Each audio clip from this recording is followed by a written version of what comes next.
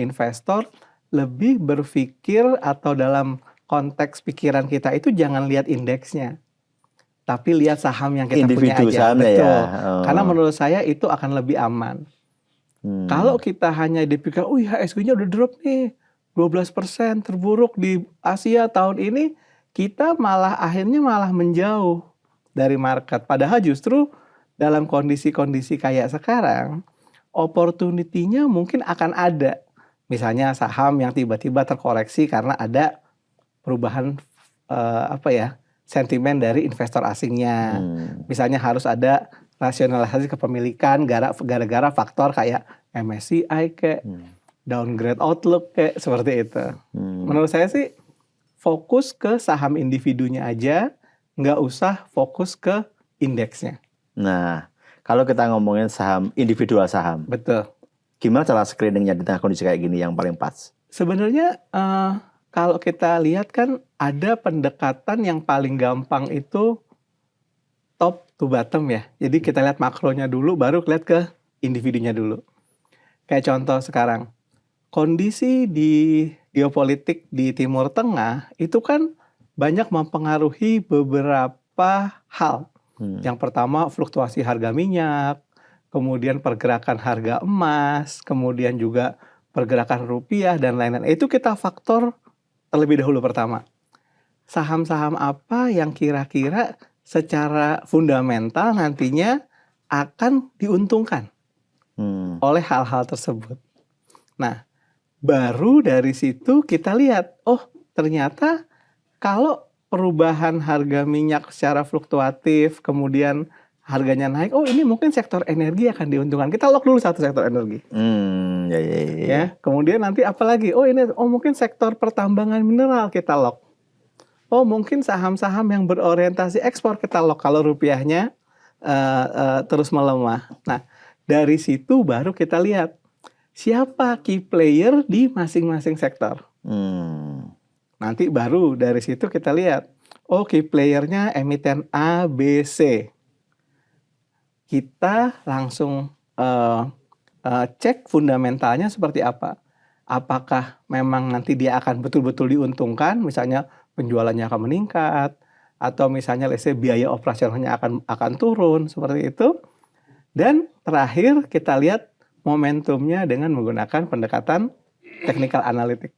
Apakah sahamnya sekarang uptrend kah, sideways kah, kemudian di mana support dan resistennya, seperti itu. Jadi itu akan jauh lebih mudah ketimbang kita sangat cinta sama satu saham. Ya, misalnya contoh, apapun yang terjadi, kondisi apapun, saya cinta mati sama misalnya saham perbankan. Padahal mungkin saham perbankan nggak diuntungkan dengan kondisi sekarang. Jadi jangan terlalu cinta sama saham, tapi cintailah faktor-faktor yang bisa membuat saham-saham apa yang akan naik signifikan. Karena ada perubahan-perubahan tadi. Jadi nggak ada istilah cinta mati ke satu saham ya? Nggak boleh lah. Nggak boleh ya? Nggak boleh. Kalau cinta mati, cuan.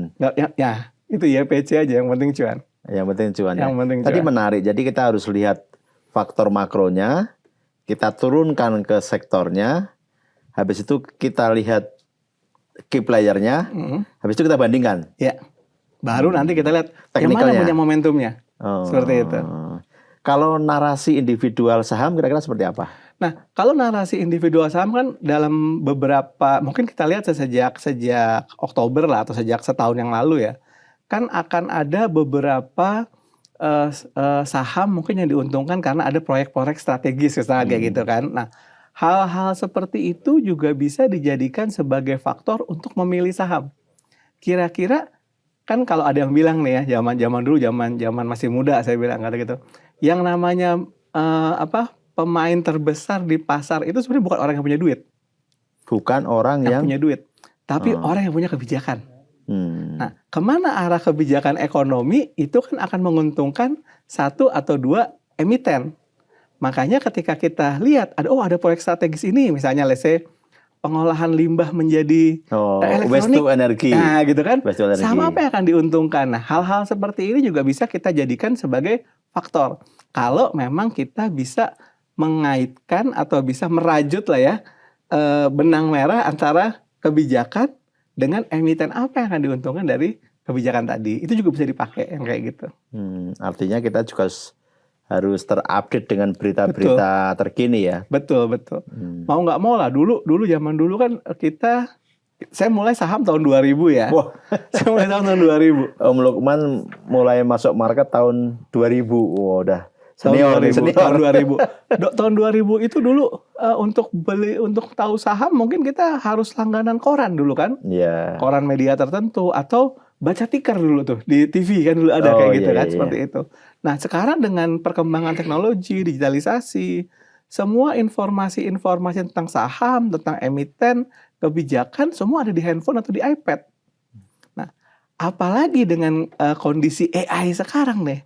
Betul-betul tremendous lah. Saya bilang kita bisa membuat satu prompt, kita masukkan dengan kebijakan ini emiten apa yang diuntungkan. Sebenarnya lebih enak ya sekarang ya? Enak banget deh. Makanya kalau ada yang bilang sekarang ini main saham atau bertrading saham, investasi saham itu sulit, menurut saya dia tidak bisa mengkapitalisasi teknologi yang ada. Karena masih percaya sama FOMO, ya, lihat di WA Group, lihat di Telegram Group, ya kan? Mungkin aja dia menjadi exit liquidity-nya orang-orang yang udah menjadi dari bawah gitu kan. Makanya lebih bagus do your own research dengan menggunakan tools-tools yang ada, baik itu yang ada di aplikasi sekuritas, aplikasi yang ada di ADX, plus ditambah dengan aplikasi AI yang sekarang ada. Itu paling powerful menurut saya. Berarti Om Lukman juga menggunakan AI ya. Betul. Untuk screening saham ya? Betul. Karena terus terang kita kan sekarang agak sulit ya. Bahkan kita di pasar modal sendiri, di industri sendiri, dengan 900 saham itu untuk mencari saham-saham tertentu kan agak susah. Ya, 900 lebih ya, hampir 1000 kan? Iya kan? Nah, biasanya kita lihatnya mungkin seperti ini. Saya akan lihat dulu. Oh, saya hanya akan cari saham misalnya yang screener, kita sebut ya, screener ya. Saham yang punya market cap di atas misalkan 1T. Jadi yang di bawah 1T misalnya nggak ikut dulu.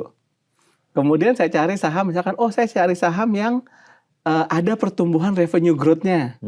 Maka yang revenue-nya nggak growth akan hilang sendiri. Nah, dari situ kita screen seperti itu, kita bisa ranking akhirnya kan.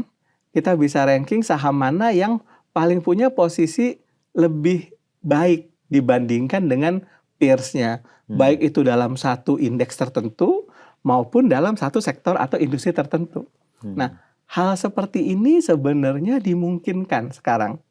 Kalau dulu tahun 2000-an nggak mungkin. Mendapat data XLS atau Microsoft Excel untuk melakukan analisa saham aja nggak bisa.